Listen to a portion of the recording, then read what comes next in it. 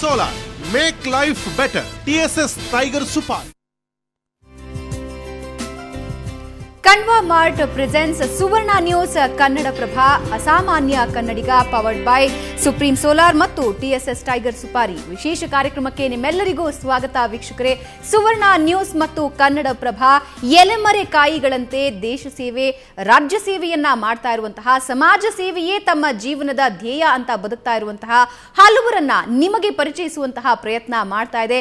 ಇದರ ಸಲುವಾಗಿ ವಿಶೇಷ ಕಾರ್ಯಕ್ರಮ ಸುವರ್ಣ ನ್ಯೂಸ್ ಪ್ರತಿದಿನವೂ ಹಮ್ಮಿಕೊಳ್ತಾ ಇದೆ. ಇದರ ಜೊತೆಗೆ ಕನ್ನಡ ಪ್ರಭದಲ್ಲಿ ಆ ಸಾಧಕರ ಕುರಿತಾಗಿ ನೀವು ಲೇಖನಗಳನ್ನ ಕೂಡ ನೋಡಬಹುದಾಗಿದೆ. ಅವರನ್ನ ನಿಮಗೆ ಪರಿಚಯಿಸುವುದರ ಮೂಲಕ ಸಮಾಜ ಸೇವೆಯನ್ನ ಮಾಡ್ತಾ ಯಾವುದೇ ಫಲಾಪೇಕ್ಷೆ ಇಲ್ಲದೆ ತಮ್ಮ ಜೀವನ ಸಾಗಿಸ್ತಾ ಇರುವಂತಹ ಆ ಎಲೆಮರೆಕಾಯಿ ಸಾಧಕರನ್ನ ನಿಮಗೆ ಪರಿಚಯಿಸುವಂತಹ ಪ್ರಯತ್ನ ನಮ್ಮದು. ಮತ್ತೊಮ್ಮೆ ವಿಶೇಷ ಕಾರ್ಯಕ್ರಮಕ್ಕೆ ಸ್ವಾಗತ. ಇವತ್ತು ಇಬ್ಬರು ಸಾಧಕರನ್ನ ನಿಮ್ಮ ಮುಂದೆ ನಾವು ಪರಿಚಯ ಮಾಡ್ತೀವಿ. ಅವರ ಕುರಿತಾಗಿ ಮಾತನಾಡೋದಕ್ಕೆ ವಿಶೇಷ ಅತಿಥಿಗಳು ಇವತ್ತು ನಮ್ಮ ಜೊತೆ ಇದ್ದಾರೆ. ಅವರನ್ನ ಸ್ವಾಗತಿಸುವಂತಹ ಸಮಯ ಇದು.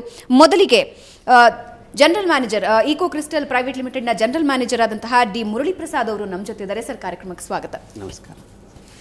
ತಮ್ಮ ವೃತ್ತಿಯನ್ನ ಪಕ್ಕಕ್ಕೆ ಸರಿಸಿ ಪ್ರವೃತ್ತಿಗೋಸ್ಕರ ಬರಹಗಾರರಾಗಿ ಪ್ರಕಾಶಕರಾಗಿರುವಂತಹ ವಸುಧೇಂದ್ರ ಅವರು ನಮ್ಮ ಜೊತೆ ಇದ್ದಾರೆ. ಸರ್, ನಿಮಗೂ ಕೂಡ ಕಾರ್ಯಕ್ರಮಕ್ಕೆ ಸ್ವಾಗತ.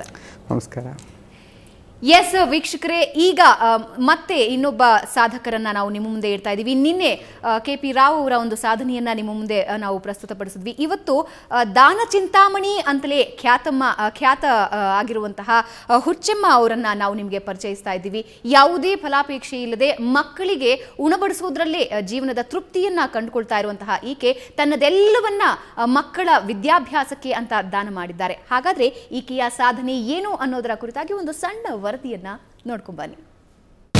Kanva mart presents Suvarna news Kannadaprabha ಅಸಾಮಾನ್ಯ ಕನ್ನಡಿಗ ಪವರ್ಡ್ ಬೈ ಸುಪ್ರೀಂ ಸೋಲಾರ್.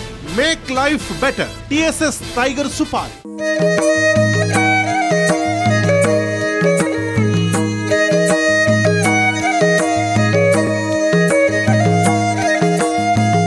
ಹೀಗೆ ಸೊಪ್ಪು ಹೆಚ್ಚುತ್ತಾ ಅಕ್ಕಿ ಕೇರಿ ಹಸನು ಮಾಡ್ತಾ ಕಟ್ಟಿಗೆ ಒಡೆದು ಸೀಳ್ತಾ ಅಡುಗೆ ಮಾಡ್ತಿರುವಂತಹ ಈಕೆಯನ್ನ ನೋಡಿದ್ರೆ ಯಾರೋ ಹೊಟ್ಟೆಪಾಡಿಗಾಗಿ ಕೆಲಸ ಮಾಡ್ತಿರುವ ಮಹಿಳೆ ಅಂತ ಅನ್ಸುತ್ತೆ.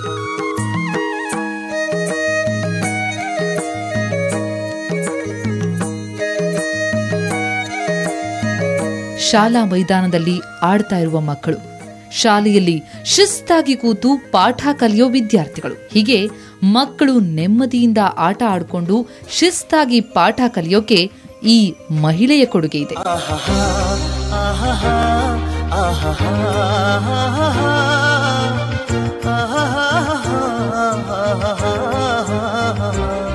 ವಿಶಾಲವಾದ ಮೈದಾನದ ಅಂಚಿಗೆ ನಿಂತಿರುವ ವಿದ್ಯಾದೇಗುಲ ಕೊಪ್ಪಳ ನಗರದಿಂದ ಕೇವಲ 10 ಕಿಲೋಮೀಟರ್ ದೂರದಲ್ಲಿರುವ ಕುಣಕೇರಿ ಗ್ರಾಮದ ಸರ್ಕಾರಿ ಶಾಲೆ ಇದು. ಸುಮಾರು 200ಕ್ಕೂ ಹೆಚ್ಚು ವಿದ್ಯಾರ್ಥಿಗಳು ಇಲ್ಲಿ ಕಲಿತಾ ಇದ್ದಾರೆ. ಹೊಟ್ಟೆ ತುಂಬಾ ಊಟ ಮಾಡ್ತಿದ್ದಾರೆ. ಬಿಡುವಿನ ವೇಳೆಯಲ್ಲಿ ಆಡಿ ಖುಷಿ ಪಡ್ತಾ ಇದ್ದಾರೆ. ಕಾರ್ಖಾನೆಗಳು ತಲೆ ಎತ್ತಿರುವ ಪ್ರದೇಶದ ಪಕ್ಕದಲ್ಲೇ ಇರುವ ಲಕ್ಷಾಂತರ ರೂಪಾಯಿ ಬೆಲೆ ಬಾಳುವ ಜಮೀನನ್ನ ನಿರ್ಭಾವುಕವಾಗಿ ಶಾಲೆಗೆ ದಾನವಾಗಿ ಕೊಟ್ಟಂಥ ಉದಾತ್ತ ಮನೋಭಾವ ಈಕೆಯದ್ದು. ಇಷ್ಟಕ್ಕೂ ಈಕೆಯೇನು ಅಂತಹ ಅನುಕೂಲ ಸ್ಥಳ ಏನಲ್ಲ. ಈಕೆಯ ಹೆಸರು ಹುಚ್ಚಮ್ಮ ಚೌಧರಿ. ಚಿಕ್ಕಂದಿನಲ್ಲೇ ಮದುವೆಯಾಗಿ ಬೇಗನೆ ಪತಿಯನ್ನ ಕಳೆದುಕೊಂಡಾಕೆ. ನನ್ನ ಗಾಡಿನ ಹೆಸರಲ್ಲಿ ಐತ್ರಿ ಆಸ್ತಿ. ಆಕೆ ಹೆಸರಲ್ಲಿ ಮಾಡಿಸಿದ್ರೆ ಬರ್ತಾನಂತ ತಲಾಟೆ ಕೇಳಿದ್ರತ್ತೆ. ಆಕೆ ಹೆಸರಲ್ಲೇ ಮಾಡಿಸಿದ್ರೆ ದಾನವಾಗಿ ಕೊಡಕ್ಕೆ ಬರ್ತಂದ್ರತ್ತೆ ಅವರು. ಮತ್ತೆ ಎಲ್ಲರೂ ಊರನ್ನಾರು ಕೂಡಿ ನನ್ನ ಹೆಸರಲ್ಲೇ ಮಾಡಿಸಿ ಮತ್ತೆ 1 ಎಕರೆ ಸಾಲಿಗೆ ದಾನವಾಗಿ ಕೊಟ್ಟಿರಿ ನಾನು. ಇನ್ನು ನಮ್ಮ ಅಪ್ಪರ ಇದ್ರು ಕೊಟ್ಬಿಡವ ಅಂತಂದ್ರೆ 1 ಎಕರೆ ಸಾಲಿಗೆ ಮೊದ್ಲಾಗ ದಾನವಾಗಿ ಕೊಟ್ರಿ. ಮತ್ತೆ ಇಲ್ಲಿ ಬಂದಿಂದೆ ಮತ್ತೆ 1 ಎಕರೆ ಕೊಟ್ಟೀನಿ. ಮನಸ್ಸು ಮಾಡಿದ್ರೆ ಲಕ್ಷಾಂತರ ರೂಪಾಯಿಯ ಒಡತಿಯಾಗಿ ಒಳ್ಳೆ ಮನೆ ಕಟ್ಕೊಂಡು ಕೆಲಸಕ್ಕೆ ಆಳುಗಳನ್ನ ಇಟ್ಕೊಂಡು ಹಾಯಾಗಿ ಜೀವನ ಸಾಗಿಸಬಹುದಿತ್ತು. ಆದ್ರೆ ಹಾಗೆ ಮಾಡದೆ ತನ್ನ ಸರ್ವಸ್ವವನ್ನು ಮಕ್ಕಳ ಶಿಕ್ಷಣಕ್ಕೆ ಧಾರೆ ಎರೆದು ಸಾಮಾನ್ಯರಲ್ಲಿ ಸಾಮಾನ್ಯರಂತೆ ಬದುಕು ನಡೆಸುವಲ್ಲೇ ಇವರು ನೆಮ್ಮದಿ ಕಾಣ್ತಾ ಇದ್ದಾರೆ. ಊರಲ್ಲಿ ಮಕ್ಕಳು ಕಲಿಯಲು ಶಾಲೆಗೆ ಸೂಕ್ತ ಜಾಗ ಇಲ್ಲ ಅಂತಾದಾಗ ಹಿಂದು ಮುಂದು ಯೋಚಿಸದೆ ತನ್ನ ಜಮೀನನ್ನ ದಾನವಾಗಿ ನೀಡಿದ ಈಕೆ ಊರವರ ಪಾಲಿಗೆ ದಾನ ಚಿಂತಾಮಣಿ ಎನಿಸಿದ್ದಾರೆ. ಸ್ಕೂಲಿಗೆ ದಾನವಾಗಿ ಕೊಡ್ತೀನಿ ಅಂತ ಅಂದ್ಲು. ದಾನವಾಗಿ ಕೊಡ್ತೀನಿ, 1 ಎಕರೆ ಕೊಡಲ್ಲ ಮೊದಲು. ಆಮೇಲೆ ಮತ್ತೆ ಒಂದಿಷ್ಟು ದಿನ ಇನ್ನೊಂದು ಎಕರೆ ಉಳಿದತ್ರಿ. ಮತ್ತು ಅದೊಂದು ಎಕರೆ ಖರೀದಿಯಾರ ಕೊಡಮ್ಮಂತ ಎಲ್ಲರೂ ಇದು ಮಾಡಿದ್ವಿ. ಬೇಡ್ರಿ ಅದನ್ನು 1 ಎಕರೆ ದಾನವಾಗಿ ಕೊಡ್ತೀನಿ. ತಾವು ಕಲಿಯಲು ಅವಕಾಶ ಮಾಡಿಕೊಟ್ಟಂತಹ ಈ ಮುಗ್ಧ ಮಹಿಳೆಯಂದ್ರೆ ಹುಡುಗರಿಗೆ ಎಲ್ಲಿಲ್ಲದ ಮಮಕಾರ. ಯಾವಾಗ್ಲೂ ಇವರ ಸುತ್ತಲೇ ಸುತ್ತುತ್ತಾ ಇರ್ತಾರೆ. ಮಕ್ಕಳಿಲ್ಲದ ಈಕೆಗೂ ಈ ಮಕ್ಕಳ ಒಡನಾಟವೇ ನೆಮ್ಮದಿ ತಂದಿದೆ. ತನ್ನದೆಲ್ಲವನ್ನ ದಾನವಾಗಿ ನೀಡಿರುವ ಈಕೆಗೆ ಊರವರು ನೀಡಿದ ಆಶ್ರಯ ಮನೆಯಲ್ಲೇ ವಾಸ. ಅಲ್ಲದೆ ಶಾಲೆಗೆ ಆಕೆಯ ಹೆಸರನ್ನೇ ಇಡಬೇಕೆಂಬ ಚಿಂತನೆಯೂ ಊರವರದ್ದು.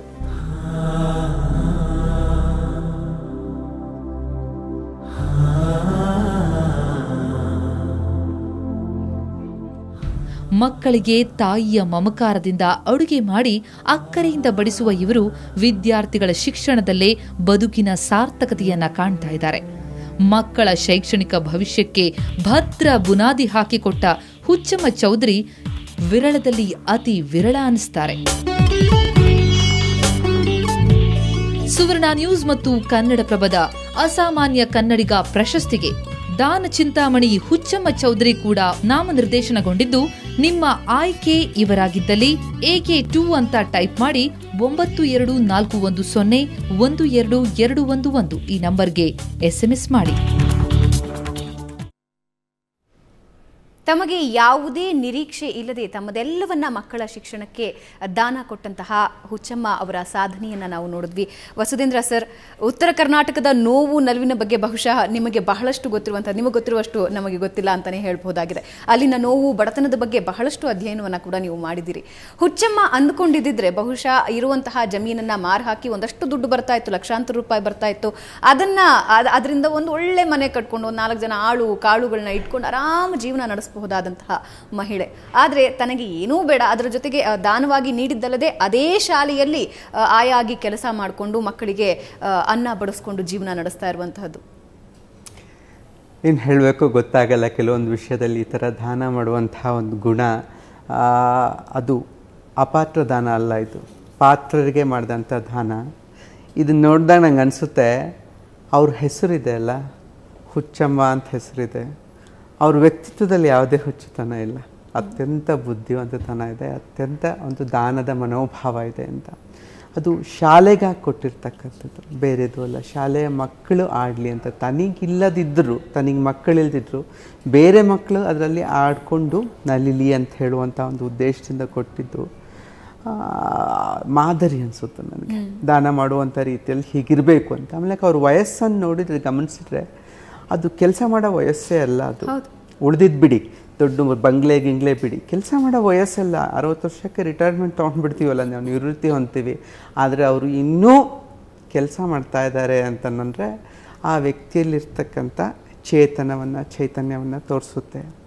ಅದರಿಂದಾಗಿ ಬಹಳ ಮುಖ್ಯ ಅನಿಸುತ್ತೆ ನನಗೆ. ಇಂಥವ್ರು ಬಹಳ ಅಪರೂಪ ಸಿಗಲ್ಲ ನಮಗೆ, ಬಹಳ ಅಪರೂಪ. ಎಸ್ ಮುರಳಿ ಸರ್, ಏನು ಹೇಳ್ತೀರಿ? ಅಂತಹ ಸಾಧಕರನ್ನೇ ನಾವು ಪರಿಚಯಿಸುವಂತಹ ಪ್ರಯತ್ನ ಮಾಡ್ತಾ ಇರುವಂತಹದ್ದು. ಹುಚ್ಚಮ್ಮ ಅವರ ಸಾಧನೆಯ ಕುರಿತಾಗಿ ನೋಡೋದಾದ್ರೆ, ಅದೇ ಅವರು ವಿದ್ಯಾವಂತೆ ಅಲ್ಲದೇ ಇದ್ದರೂ ಕೂಡ ಓದೋ ಮಕ್ಕಳಿಗೆ ಸಹಾಯ ಆಗಲಿ ಅಂತ ಇಷ್ಟೊಂದು ದಾನ ಮಾಡಿದ್ದಲ್ಲದೆ ಅಲ್ಲೇ ಕೆಲಸ ಮಾಡಿಕೊಂಡು ಅವ್ರ ಮಕ್ಕಳ ಸೇವೆಯನ್ನು ಮಾಡ್ಕೊಂಡಿದ್ದಾರೆ.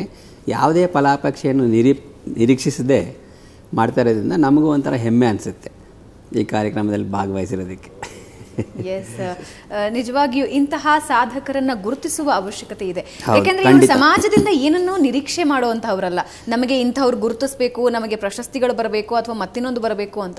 ತಮ್ಮ ಕೈಲಿ ಏನಾಗುತ್ತೋ ಸಮಾಜಕ್ಕೆ ನಾವು ಕೊಟ್ಟು ಬಿಡ್ತೀವಿ ಅಲ್ಲ. ಇಲ್ಲಿ ಇನ್ನೊಂದು ವಿಚಾರ ಮಾಡಬೇಕಾಗಿದ್ದ ವಿಷಯ ಏನಂದ್ರೆ, ಇನ್ನೂ ಅವರು ಶಾಲೆಗೆ ಅವ್ರ ಹೆಸರಿಡಬೇಕು ಅಂತ ಯೋಚನೆ ಮಾಡ್ತಾ ಇದ್ದಾರೆ. ಅದೊಂದು ದುರ್ದೈವ ಅಂತ ಹೇಳೋಕ್ಕೆ ಇಷ್ಟಪಡ್ತೀನಿ. ಆ ಕಾರ್ಯಕ್ರಮ ಇನ್ನೂ ಆಗಿಲ್ಲ. ಅವ್ರು ಇಷ್ಟೆಲ್ಲ ಫಲಾಪೇಕ್ಷೆ ಇಲ್ದಿರ ಮಾಡಿದ್ರು ಕೂಡ ಇನ್ನೂ ಅದ್ರ ಬಗ್ಗೆ ಚಿಂತನೆ ನಡೀತಾ ಇದೆ ಹೊರತು ಕಾರ್ಯರೂಪಕ್ಕೆ ಬಂದಿಲ್ಲ. ಸರ್, ಇಂದಿನ ಜೀವನದಲ್ಲಿ ಇಷ್ಟು ಸರಳತೆಯನ್ನ ನಿರೀಕ್ಷೆ ಮಾಡೋದೇ ಒಂದು ಮಹಾಪರಾಧ ಅನ್ನುವಂತಹ ಜನರೇಷನ್ ಅಲ್ಲಿ ನಾವಿದ್ದೀವಿ. ಸೊ ಅಂತಹದ್ರಲ್ಲಿ ಹುಚ್ಚಮ್ಮ ಅವ್ರು ಯಾವ ರೀತಿ ಮಾದರಿಯಾಗಿ ನಿಲ್ತಾರೆ ಸರ್ ಸಮಾಜಕ್ಕೆ? ಇದು ಮುಖ್ಯ ಆಗುತ್ತೆ. ಯಾಕೆಂದರೆ ಏನಾಯಿತು ಅಂದರೆ ಈ ಸ್ವಾತಂತ್ರ್ಯ ಬಂದ ನಂತರ ವಿದ್ಯಾಭ್ಯಾಸಕ್ಕೆ ಮಹತ್ವವನ್ನು ಕೊಡಬೇಕು ಅನ್ನೋ ಒಂದು ಕಾರಣಕ್ಕಾಗಿ ಭಾರತದ ಹಲವಾರು ಎಡೆಗಳಲ್ಲಿ ಜನರು ತಮ್ಮ ಹೊಲಗಳನ್ನು ಕೊಟ್ಟು ಶಾಲೆ ಮಾಡಿ ಅಂತ ಮಾಡಿದ ಉದಾಹರಣೆಗಳು ನಮಗೆ ಸಿಗುತ್ತೆ. ಆದರೆ ಇಲ್ಲಿ ಮುಖ್ಯ ಅಂದರೆ ಏನು ಅಂದರೆ ಅವರು ಶ್ರೀಮಂತರಾಗಿರಲಿಲ್ಲ. ತುಂಬ ಜನ ಶ್ರೀಮಂತರು ಕೊಡ್ತಾಯಿದ್ರು ಅದನ್ನು. ಶ್ರೀಮಂತರು ಎಷ್ಟೋ 100 ಎಕರೆ ಇದ್ದಾಗ ಅದರಲ್ಲಿ 1-2 ಎಕರೆನೋ 4 ಎಕರೆನೋ ಕೊಡೋದೊಂದು ದೊಡ್ಡ ವಿಷಯ ಆಗಿರಲಿಲ್ಲ ಅವರಿಗೆ. ಅವ್ರು ಶ್ರೀಮಂತರಾಗಿಲ್ದೇ ಇದ್ರೂ ಅದನ್ನು ಇದ್ದಂಥ ಒಂದು ಸ್ವಲ್ಪ ಆಸ್ತಿ, ತಮ್ಮ ಬದುಕಿನ ಮೂಲ ಅಂತನ್ನುವಂಥದ್ದು, ಅದ್ರ ಮೇಲೆ ತಮ್ಮ ಜೀವನ ಮಾಡ್ಕೊಳ್ತಾ ಇರೋದನ್ನು ಕೊಟ್ಟಿರ್ತಕ್ಕಂಥದ್ದು ಒಂದು ಬಹಳ ದೊಡ್ಡ ಗುಣ. ಇದು ಬಹಳ ದೊಡ್ಡ ಗುಣ. ಜೊತೆಗೆ ವಿದ್ಯೆಯ ಬಗ್ಗೆ ಮಹತ್ವವನ್ನು ಕಂಡುಕೊಂಡಿದ್ದಾರಲ್ಲ ಸರ್ ಹೇಳ್ದಂಗೆ, ವಿದ್ಯಾವಂತರು ಅಲ್ದಿದ್ರೂ ವಿದ್ಯೆಯ ಬಗ್ಗೆ ಮಹತ್ವವನ್ನು ಕಂಡುಕೊಂಡಿರುವಂಥದ್ದು ಇನ್ನೊಂದು ದೊಡ್ಡ ಗುಣ. ಒಂಥರ ದೇವರು ಎಲ್ಲೋ ಇರಲ್ಲ, ಇಲ್ಲೇ ಭೂಲೋಕದಲ್ಲಿ ಬೇರೆ ಬೇರೆ ರೂಪದಲ್ಲಿ ನಮಗೆ ಕಾಣಿಸ್ತಾ ಇರ್ತಾರೆ ಅನ್ನುವಂಥ ಒಂದು ಮಾತಿದೆ. ಎಲ್ಲೋ ಇರಲ್ಲ, ಮೇಲೆಲ್ಲ ಸ್ವರ್ಗದಲ್ಲಿ ಇರಲ್ಲ ದೇವರು, ಇಲ್ಲೇ ಕಾಣಿಸ್ತಾ ಇರ್ತಾರಲ್ಲ ಅಲ್ಲಿ ಅಂತ. ಇಂಥವರಲ್ಲೇ ನಾವು ಕಾಣ್ತೀವಿ ಅನ್ಸುತ್ತೆ ದೇವರನ್ನು. ಖಂಡಿತವಾಗಿಯೂ ಅಂತಹ ಅಸಾಮಾನ್ಯ ಸಾಧಕರನ್ನ ನಿಮ್ಮ ಮುಂದೆ ಪರಿಚಯಿಸೋದೇ ಸುವರ್ಣ ನ್ಯೂಸ್ ಹಾಗೂ ಕನ್ನಡಪ್ರಭದ ಪ್ರಯತ್ನ. ಸಾಮಾನ್ಯವಾಗಿ ಎಲ್ಲ ಧರ್ಮಗಳಲ್ಲೂ ಕೂಡ ದಾನಕ್ಕೆ ಅದರದ್ದೇ ಆದಂತಹ ಮಹತ್ವ ಇದೆ. ಆದರೆ ಇಂದಿನ ದಿನಮಾನದಲ್ಲಿ ನಮಗೆ ಎಲ್ಲವನ್ನ ಇಟ್ಕೊಂಡು ಉಳಿದಿದ್ದನ್ನ ಅಲ್ಪ ಸ್ವಲ್ಪವನ್ನ ದಾನ ಮಾಡಬೇಕು ಅನ್ನುವಂತಹ ಮನೋಭಾವ ಹಲವರದ್ದು. ಆದರೆ ಹುಚ್ಚಮ್ಮ ಅವರ ಮನಸ್ಥಿತಿಗೆ ಬರೋದಾದ್ರೆ, ತನಗೆ ಜೀವನಾಧಾರವಾಗಿದ್ದಂತಹದ್ದನ್ನೇ, ಅಂದ್ರೆ ಜೀವನಾಧಾರವಾಗಿದ್ದಂತಹ ಭೂಮಿಯನ್ನೇ ಮಕ್ಕಳ ವಿದ್ಯಾಭ್ಯಾಸಕ್ಕೆ ಮುಡಿಪಿಟ್ಟರು. ಜೊತೆಗೆ ಅದೇ ಶಾಲೆಯಲ್ಲಿ ಆಯಾಗಿ ಕೆಲಸ ಮಾಡ್ತಾ ಇರುವಂತಹದ್ದು, ಮಕ್ಕಳಿಗೆ ಊಟ ಬಡಿಸುವಂತಹ ಕೆಲಸವನ್ನ ಬಹಳ ವರ್ಷಗಳಿಂದ ಅವರು ನೆರವೇರಿಸಿಕೊಂಡು ಬರ್ತಿದ್ದಾರೆ. ಆದರೆ ಅವರಲ್ಲಿ ದಣಿವು ಅನ್ನೋದೇ ಇಲ್ಲ. ಇಂತಹ ಅದ್ಭುತ ಮತ್ತೊಬ್ಬ ಸಾಧಕರನ್ನ ನಿಮಗೆ ಪರಿಚಯಿಸ್ತೀವಿ. ಆದರೆ ಅದಕ್ಕೂ ಮುಂಚೆ ಒಂದು ಚಿಕ್ಕ ಬ್ರೇಕ್. ಸುವರ್ಣ ನ್ಯೂಸ್ ಕನ್ನಡಪ್ರಭ ಅಸಾಮಾನ್ಯ ಕನ್ನಡಿಗ ವಿಶೇಷ ಕಾರ್ಯಕ್ರಮಕ್ಕೆ ಮತ್ತೊಮ್ಮೆ ಸ್ವಾಗತ. ಈಗ ಮತ್ತೊಬ್ಬ ಕಾಯಕ ಯೋಗಿಯನ್ನ ನಾವು ನಿಮಗೆ ಪರಿಚಯ ಮಾಡ್ತೀವಿ. ಕಾಯಕವೇ ಕೈಲಾಸ ಅಂತ ದಿನದ 16 ಗಂಟೆಗಳ ಕಾಲ ಕೆಲಸ ಮಾಡ್ತಾ ಇದ್ರು. ಈ ನಡುವೆ ಕನ್ನಡ ಸೇವೆಯನ್ನ ಮಾಡೋದರ ಮೂಲಕ ಇತರರಿಗೆ ಮಾದರಿಯಾಗಿದ್ದಾರೆ. ಯಾರವರು? ಈ ವರದಿ ನೋಡಿ. Kanva mart presents Suvarna news Kannadaprabha ಅಸಾಮಾನ್ಯ ಕನ್ನಡಿಗ, powered by Supreme Solar. Make life better. TSS Tiger supari. ಹೀಗೆ ಸೂರ್ಯ ಮೂಡುವ ಮುಂಚೆಯೇ ಎಲ್ಲವನ್ನು ಜೋಡಿಸಿಕೊಂಡು ಕಾಯಕಕ್ಕೆ ತೆರಳುವ ಇವರು ಧನರಾಜ್ ಸಾತಪೋತೆ.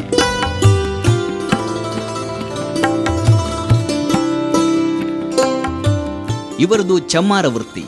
ತನ್ನ ಬಳಿಗೆ ಗ್ರಾಹಕರು ಬರಲಿ ಅಂತ ಕಾಯ್ತಾ ಕೂರದೆ ನಗರದ ವಿವಿಧ ಖಾಸಗಿ ಸಂಸ್ಥೆಗಳಿಗೆ ತೆರಳಿ ಅಲ್ಲಿನ ಉದ್ಯೋಗಿಗಳ ಪಾದರಕ್ಷೆ, ಶೂಗಳನ್ನ ಪಾಲಿಶ್ ಮಾಡಿಕೊಡ್ತಾರೆ.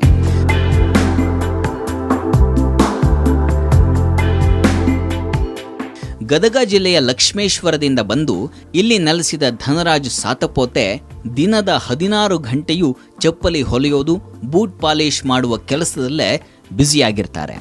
ರಾಜ್ಯದ ಹೆಸರಾಂತ ಮಠಾಧೀಶರಿಗೆ ಪಾದರಕ್ಷೆಗಳನ್ನು ತಯಾರಿಸಿದ ಹಿರಿಮೆ ಇವರದ್ದು. 60ರಿಂದ 80 ಮಂದಿ ಮಠಾಧೀಶರನ್ನ ಆಗಲೇ ಪಾದರಕ್ಷೆ ಮಾಡಿಕೊಟ್ಟೆ. ಸಿದ್ಧಗಂಗಾ ಸ್ವಾಮಿಗಳು, ಆ ಬಳಿಕ ಇವರು ಸುತ್ತೂರು ಮಠ ಸ್ವಾಮಿಗಳು, ನಿಜಗುಣಾನಂದ ಸ್ವಾಮಿಗಳು, ಗದಗಿನ ತೋಟದರೆ ನಡೆದಾಡೋ ದೇವರು ಪುಟ್ಟರಾಜಗ ಗದಗ ಅವ್ರಿಗೆ ಮಾಡಿಕೊಟ್ಟೇವೆ. 3000 ಮಠ, ಇಂಥವು ಹಲವಾರು ಸ್ವಾಮಿಗಳಿಗೆ ಮಠಾಧೀಶರಿಗೆ ನಾವು ಆಗಲೇ ಪಾದರಕ್ಷೆ ಮಾಡಿಕೊಟ್ಟೇವೆ, ಇನ್ನೂ ಮಾಡಕೊಂತೇವೆ.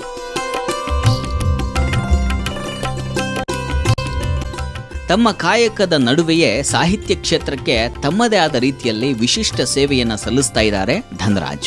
ತಮ್ಮಲ್ಲಿಗೆ ಬರುವಂತಹ ಗ್ರಾಹಕರಿಗೆ ಕನ್ನಡ ಪುಸ್ತಕಗಳನ್ನು ನೀಡಿ ಓದೋದಕ್ಕೆ ಪ್ರೇರೇಪಣೆ ಮಾಡ್ತಾರೆ.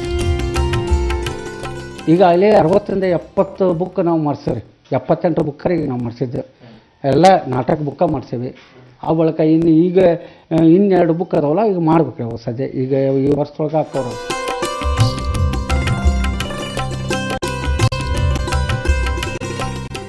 1994ರಲ್ಲಿ ಧನರಾಜ್ ಸಾತಪೋತೆ ಹೆಸರಿನ ಪುಟ್ಟ ಪ್ರಕಾಶನ ಆರಂಭಿಸಿದಂಥ ಇವರು ಇದುವರೆಗೂ 80ಕ್ಕೂ ಹೆಚ್ಚು ಪುಸ್ತಕಗಳನ್ನು ಪ್ರಕಟಿಸಿ ಓದುಗರಿಗೆ ಉಚಿತವಾಗಿ ಹಂಚಿದ್ದಾರೆ. ಪುಸ್ತಕ ಪ್ರಕಾಶನದ ಜೊತೆಗೆ ನಾಟಕದ ಅಭಿರುಚಿಯನ್ನು ಬೆಳೆಸಿಕೊಂಡಿರುವಂತಹ ಧನರಾಜ್ ಸುಮಾರು 200ಕ್ಕೂ ಹೆಚ್ಚು ನಾಟಕಗಳಲ್ಲಿ ಅಭಿನಯಿಸಿದ್ದಾರೆ. ನಾಟ್ಯ ಕಲಾ ಸಂಘವನ್ನು ಕಟ್ಟಿ ಕಲಾವಿದರು ಹಾಗೂ ಬರಹಗಾರರನ್ನು ಪ್ರೋತ್ಸಾಹಿಸಿದ್ದಾರೆ.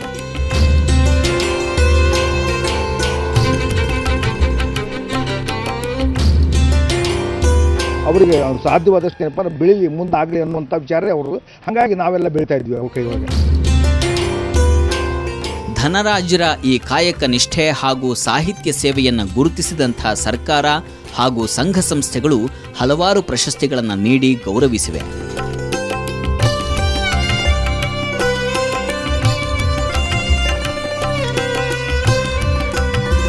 ಕಟ್ಟಿಗೆಯಿಂದ ಬೃಹತ್ ಗಾತ್ರದ ಚಪ್ಪಲಿ ತಯಾರಿಸಿದ್ದು ಲಿಮ್ಕಾ ಬುಕ್ ಆಫ್ ರೆಕಾರ್ಡ್ಗೂ ಸೇರ್ಪಡೆಯಾಗಿರುವ ಹಂತದಲ್ಲಿದೆ. ಒಟ್ಟಿನಲ್ಲಿ ಕಾಯಕವೇ ಕೈಲಾಸ ಅನ್ನೋದನ್ನ ನಂಬಿ ಪಾದರಕ್ಷೆ ಹೊಲೆಯುವ ವೃತ್ತಿಯನ್ನ ಮಾಡುತ್ತಲೇ ತನ್ನ ಸ್ವಂತ ದುಡಿಮೆಯ ಹಣದಲ್ಲಿ ಸಾಹಿತ್ಯ ಸೇವೆ ನಡೆಸುತ್ತಿರುವಂತಹ ಧನರಾಜ್ ಸಾತಪೋತೆ ಕಾರ್ಯ ನಿಜಕ್ಕೂ ಶ್ಲಾಘನೀಯ. ಸುವರ್ಣ ನ್ಯೂಸ್ ಮತ್ತು ಕನ್ನಡಪ್ರಭದ ಅಸಾಮಾನ್ಯ ಕನ್ನಡಿಗ ಪ್ರಶಸ್ತಿಗೆ ಧನರಾಜ್ ಸಾತಪೋತೆ ಕೂಡ ಒಬ್ಬ ನಾಮಿನಿಯಾಗಿದ್ದು, ನಿಮ್ಮ ಆಯ್ಕೆ ಇವರದ್ದಾಗಿದ್ದಲ್ಲಿ AK3 ಎಂದು ಟೈಪ್ ಮಾಡಿ 9241012211 ನಂಬರ್ಗೆ SMS ಮಾಡಿ. ಜೀವನದಲ್ಲಿ ಎಲ್ಲವೂ ಇದ್ದು ಏನೂ ಇಲ್ಲ ಅಂದ್ಕೊಂಡು ಬೇಜವಾಬ್ದಾರಿ ವರ್ತನೆಯನ್ನ ತೋರೋ ಹಲವರನ್ನ ನಾವು ನೋಡಿದ್ದೀವಿ. ಆದರೆ ಇಂತಹ ವ್ಯಕ್ತಿಗಳು ಬಹಳ ವಿಭಿನ್ನವಾಗಿ ನಿಲ್ತಾರೆ. ಸರ್, ಏನು ಸಮಾಜ ನಮಗೆ ಕೊಡ್ತು ಅನ್ನುವಂತಹ ಜನರೇ ಹೆಚ್ಚು. ಆದರೆ ಸಮಾಜಕ್ಕೆ ನಾನು ಏನು ಕೊಡ್ತಿದ್ದೀನಿ ಅನ್ನುವಂತಹ ಇಂತಹ ಸಾಧಕರ ಕುರಿತಾಗಿ ಏನು ಹೇಳ್ತೀರಿ? ಇವತ್ತು ವಿಶೇಷ ಏನಂದರೆ, ಇಬ್ಬರು ಸಾಧಕರ ಹೆಸರುಗಳು ವೈರುಧ್ಯಗಳು ನಂಗೆ ಇದಾಗ್ತಾ ಇದೆ. ಅವರು ಹುಚ್ಚಮ್ಮ ಅಂತ ಅವ್ರ ಹೆಸರು, ಅವರು ಅತ್ಯಂತ ಬುದ್ಧಿವಂತೆ ಅಂತ ಕೆಲಸ ಮಾಡಿದ್ದಾರೆ. ಇಲ್ಲಿ ಇವ್ರ ಹೆಸರು ಧನರಾಜ್ ಅಂತ. ಚಮ್ಮಾರ ವೃತ್ತಿಂದು ಅಂತ ಧನವಂತರಾಗೋಕ್ಕೆ ಸಾಧ್ಯ ಇಲ್ಲ. ನಾನು ಸ್ವತಃ ಪ್ರಕಾಶಕ, ಕನ್ನಡ ಪ್ರಕಾಶಕ ಆಗಿರೋದ್ರಿಂದ ಪ್ರಕಾಶನವನ್ನು ನ್ಯಾಯಯುತವಾಗಿ ಮಾಡಿ ಶ್ರೀಮಂತರಾದ್ರನ್ನಂತೂ ನಾನಂತೂ ನೋಡೇ ಇಲ್ಲ. ಆದರೂ ಅವರು ಧನರಾಜ್ ಅಂತ ಹೆಸರಿಟ್ಕೊಂಡಿದ್ದಾರೆ. ಅವ್ರು ಮಾಡ್ತಿರೋದು ಒಂದು ವಿಶೇಷವಾದಂಥ ಒಂದು ಕೆಲಸವಾಗಿದೆ. ಒಂದು ಮಾತು ಜಯಂತ್ ಕಾಯ್ಕಿಣಿ ಅವ್ರು ಹೇಳ್ತಾ ಇರ್ತಾರೆ ಯಾವಾಗಲೂ, ಒಳ್ಳೆಯ ಹುಚ್ಚಿಲ್ಲದೆ ಇದ್ದರೆ ಬದುಕಲ್ಲಿ ಏನೂ ಘಟಿಸಲ್ಲ ಅಂತ. ಒಳ್ಳೆಯ ಹುಚ್ಚುಗಳು ಬೇಕು ಅಂತ. ಇವೆಲ್ಲ ನನಗೆ ಆ ಥರ ಅನಿಸುತ್ತೆ, ಒಳ್ಳೆಯ ಹುಚ್ಚುಗಳು ಅಂತ ಅನಿಸುತ್ತೆ. ಏನಾದರೂ ಮಾಡಬೇಕು ಅನ್ನುವಂಥ ಒಂದು ಒಳಗಿನ ತುಡಿತಾ ಇರುತ್ತಲ್ಲ, ಅದರಿಂದಲೇ ಒಂದು ಬದಲಾವಣೆ ಅನ್ನೋಂಥದ್ದು ಬರುತ್ತೆ ಜಗತ್ತಲ್ಲಿ ಅಂತ. ಇವಾಗ ನೋಡಿ ಹೇಳ್ತೀನಿ, 6 ಕೋಟಿ ಕನ್ನಡಿಗರಿದ್ದೀವಿ ನಾವು, ಒಬ್ಬರಲ್ಲ ಇಬ್ಬರಲ್ಲ, 6 ಕೋಟಿ ಕನ್ನಡಿಗರು. ಪುಸ್ತಕ ಪ್ರಕಾಶನ ಸ್ಥಿತಿ ಹೇಗಿದೆ ಅಂತಂದರೆ, 1,000 ಪ್ರತಿಗಳನ್ನು, ಯಾವುದನ್ನ ಒಂದು ಅತ್ಯಂತ ಒಳ್ಳೆಯ ಪುಸ್ತಕ ಅಂತ ಹೇಳಿ 1,000 ಪ್ರತಿಗಳನ್ನು ನಾವು ಓದುಗರಿಗೆ ಮಾರಾಟ ಮಾಡಿಬಿಟ್ರೆ ಅದೊಂದು ದಾಖಲೆ ಅನ್ನೋಂಥ ಒಂದು ಸ್ಥಿತಿಯಲ್ಲಿ ನಾವು ಇದ್ದೀವಿ. ಅಂಥ ಹೊತ್ತಲ್ಲಿ ಕನ್ನಡದ ಓದನ್ನು ಪ್ರೋತ್ಸಾಹಿಸ್ತಾ ಇದ್ದಾರೆ ಅವರಂದ್ರೆ, ನಾನು ಪ್ರಕಾಶಕನಾಗಿ ಲೇಖಕನಾಗಿ ಅವರಿಗೊಂದು ದೊಡ್ಡ ನಮಸ್ಕಾರವನ್ನು 80 ಪುಸ್ತಕಗಳು ಉಚಿತವಾಗಿ ವಿತರಣೆ ಮಾಡುವಂಥದ್ದು, ಜೊತೆಗೆ ಕನ್ನಡವನ್ನು ಪ್ರೋತ್ಸಾಹಿಸುವಂಥ ಒಂದು ಗುಣ. ಸೊ ಓದ್ಲಿ, ನೀವು ಓದೋದು ಬೇಕು ಮುಖ್ಯ ಅಂತ. ಅಲ್ಲಿ ಹುಚ್ಚಮ್ಮ ಅವ್ರದ್ದು ಅದೇ ಇತ್ತು ನೋಡಿ ಉದ್ದೇಶ, ಓದು ಮುಖ್ಯ, ಶಿಕ್ಷಣ ಮುಖ್ಯ, ನೀವು ಓದನ್ನು ಇದು ಮಾಡ್ಕೊಳ್ಳಿ ಅಂತ. ಅದೇ ಒಂದು ಉದ್ದೇಶ ಇಲ್ಲಿ ಕೂಡ ಓದೋದು. ಅವ್ರೇನು ಚಪ್ಪಲಿ ಕೆಲಸವನ್ನು ಉಚಿತವಾಗಿ ಮಾಡ್ತಿದ್ದೀನಿ ಅಂತ ಹೇಳ್ತಾ ಇಲ್ಲ. ಅವ್ರು ಓದೋದಕ್ಕಾಗಿ ನಾನು ಪುಸ್ತಕಗಳನ್ನು ಉಚಿತವಾಗಿ ಕೊಡ್ತಾ ಇದ್ದೀನಿ ಅಂತ ಹೇಳ್ತಾ ಇರುವಂಥದ್ದು ಓದಿಗೆ ಅವ್ರು ನೀಡ್ತಾ ಇರುವಂಥ ಮಹತ್ವವನ್ನು ತೋರಿಸುತ್ತೆ. ಖಂಡಿತವಾಗ್ಲೂ ಹೇಳಿದ್ನಲ್ಲ, ದೇವರು ಬೇರೆ ಬೇರೆ ರೂಪಗಳಲ್ಲಿ ಈ ನಮ್ಮ ಸುತ್ತಮುತ್ತಲೇ ಇರ್ತಾರೆ. ಅವರನ್ನು ನಾವು ಕಂಡುಕೊಳ್ಳೋದು ಮುಖ್ಯ. ಯಾರು ದೈವಾಂಶರಿದ್ದಾರೆ ನಮ್ಮ ಸುತ್ತಮುತ್ತ ಅಂತ ಕಂಡುಕೊಳ್ಳೋದು ಬಹಳ ಮುಖ್ಯ ಆಗುತ್ತೆ. ಅಂತಹದ್ದೇ ಒಂದು ಪ್ರಯತ್ನ ನಾವು ಮಾಡ್ತಾ ಇರುವಂತಹದ್ದು. ಮುರಳಿ ಸರ್, ಏನು ಹೇಳ್ತೀರಿ? ಅಂದರೆ ಒಂದು ಕಡೆ ಚಪ್ಪಲಿ ಹೊಲಿದು ಜೀವನ ಸಾಗಿಸೋದು ಎಷ್ಟು ಕಷ್ಟ ಅಂತ ಎಲ್ರಿಗೂ ಗೊತ್ತಿರುವಂತಹದ್ದು, ಅದರಲ್ಲೇ ಬಂದ ಹಣದಿಂದ ಸಾಹಿತ್ಯ ಸೇವೆಯನ್ನು ನಡೆಸ್ತಾ ಇರುವಂಥದ್ದು. ಹೌದು, ಅವರು ಚಪ್ಪಲಿ ಹೊಲಿಯೋದು ಅವರು ಜೀವನ ಸಾಗಿಸೋಕ್ಕೋಸ್ಕರ ಮಾಡ್ಕೊಂಡಿದ್ದಾರೆ. ಅದಲ್ದಿರ ಈ ಸಾಹಿತ್ಯ ಸೇವೆ, ಕಲಾ ಸೇವೆ ಎರಡೂ ಮಾಡ್ಕೊಂಡು ಬರ್ತಾಯಿದ್ದಾರೆ, ಅದು ಉಚಿತವಾಗಿ. ಅದು ಒಂದು ಹೆಮ್ಮೆ ಪಡುವಂಥ ವಿಷಯ. ಮತ್ತು ಸಮಾಜ ಮತ್ತು ಸರ್ಕಾರ ಎರಡು ಕ್ಷೇತ್ರಗಳು ಗುರುತಿಸಬೇಕು ಅಂತ ನನ್ನ ಅನಿಸಿಕೆ. 16 ಗಂಟೆಗಳ ಕಾಲ, ದಿನದ 16 ಗಂಟೆಗಳ ಕಾಲ ಕೆಲಸ ಮಾಡ್ತಾರೆ. ಅದರ ಜೊತೆಗೆ ಸಾಹಿತ್ಯ ಕ್ಷೇತ್ರಕ್ಕೂ ತಮ್ಮನ್ನು ತಾವು ತೊಡಗಿಸ್ಕೊಳ್ತಾರೆ. ನಾಟಕ ಕ್ಷೇತ್ರದಲ್ಲೂ 200ಕ್ಕೂ ಹೆಚ್ಚು ನಾಟಕಗಳನ್ನ ಅದೇ ನಾನು ನೋಡಿದೆ. ವೃತ್ತಿ ಅವರು ಹೊಟ್ಟೆಪಾಡಿಗೋಸ್ಕರ ಮಾಡ್ಕೊಂಡಿದ್ದಾರೆ. ಅದಲ್ದಿರ ಪ್ರವೃತ್ತಿ ಏನು ಸ್ವಾರ್ಥ ಇಲ್ದಿರ ನಿಸ್ವಾರ್ಥವಾಗಿ ಮಾಡ್ತಾ ಇದ್ದಾರೆ. ಅದೊಂದು ಶ್ಲಾಘನೀಯ ಅಂತ ಅನಿಸುತ್ತೆ. ಖಂಡಿತವಾಗ್ಲೂ ಮೆಚ್ಚಬೇಕಾಗಿರೋ ವಿಷಯ. ಪ್ಲಸ್ ಪ್ರೋತ್ಸಾಹಿಸಬೇಕು. ನಾನು ಹೇಳ್ದಂಗೆ ಸಮಾಜ ಮತ್ತು ಸರ್ಕಾರ, ಯಾಕೆಂದರೆ ಅವ್ರ ಪಾಡಿಗೆ ಅವರು ಯಾರ ಚಿಂತನೆ ಇಲ್ದಿರ ಮಾಡ್ಕೊಂಡು ಹೋಗ್ತಾ ಇದ್ದಾರೆ.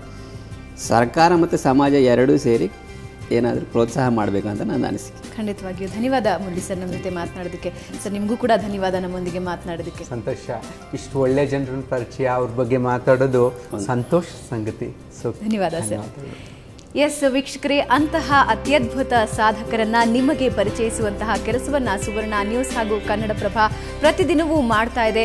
ಅಂತಹ ಆಯ್ದ ಸಾಧಕರನ್ನ ನಿಮಗೆ ಪರಿಚಯಿಸಿ ಅವರಿಗೆ ಗೌರವ ಸಲ್ಲಿಸೋದು ಸುವರ್ಣ ನ್ಯೂಸ್ ಹಾಗೂ ಕನ್ನಡಪ್ರಭದ ಆಶಯ.